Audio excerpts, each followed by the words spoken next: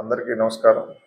Naidupeta police sub division పరిధిలో ఎక్కడ అక్రమంగా మట్టి కానీ, ఇసుక కానీ, గ్రావెల్ కానీ తవ్వటం కానీ, రవాణా చేయటం కానీ చేసేటట్టయితే కఠినమైన చర్యలు తీసుకోబడతాయి. దానికి సంబంధించి ఈరోజు 2 ప్లేసెస్లో తడలో ఒకటి, సుళ్ళూరుపేటలో ఒకటి కేసులు నమోదు చేయడం జరిగింది.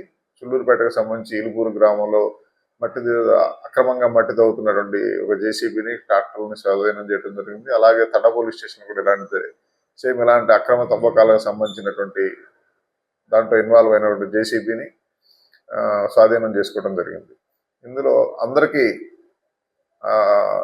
ఎవరైనా సరే వాళ్ళ పరిశ్రమల అవసరాల నిమిత్తమైనా, ఇళ్లకు అవసరాలు అయినా, అయితే ఏదైనా గవర్నమెంట్ వర్క్స్ సంబంధించిందైనా, ఎక్కడి నుంచి అయితే గ్రావెల్ కానీ మట్టి కానీ తీయాలో దాన్ని తప్పనిసరిగా ఏ ప్రాంతం నుంచి తీస్తే అది పంచాయతీరాజ్ చెరువు అయితే పంచాయతీరాజ్ వాళ్ళ దగ్గర నుంచి, ఇరిగేషన్ చెరువు అయితే ఇరిగేషన్ వాళ్ళ దగ్గర నుంచి, రెవెన్యూ ల్యాండ్స్లో నుంచి తీస్తే రెవెన్యూ సంబంధించిన ఎంఆర్ఓ దగ్గర నుంచి కానీ పర్మిషన్ తీసుకొని అక్కడి నుంచి మట్టి తీయాలి.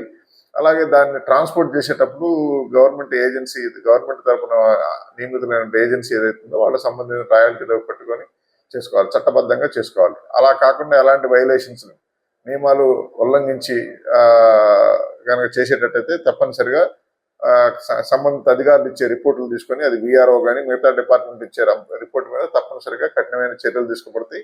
ఆ వాహనాలు కానీ అందులో ఉన్నటువంటి మెషిన్స్ కానీ స్వాధీనం చేసుకొని కోర్టుకి పెట్టడం జరిగింది. అందువల్ల అలాగే ఎలాంటి శాండ్ అయినా సరే ఇక్కడ నుంచి బయటకు ట్రాన్స్పోర్ట్ చేయడం కానీ, లేకపోతే ఇల్లీగల్గా ట్రాన్స్పోర్టేషన్ చేయడం కానీ, కమర్షియల్ పర్పస్తో చేసేటట్టయితే తప్పనిసరిగా చర్యలు తీసుకుంటాం.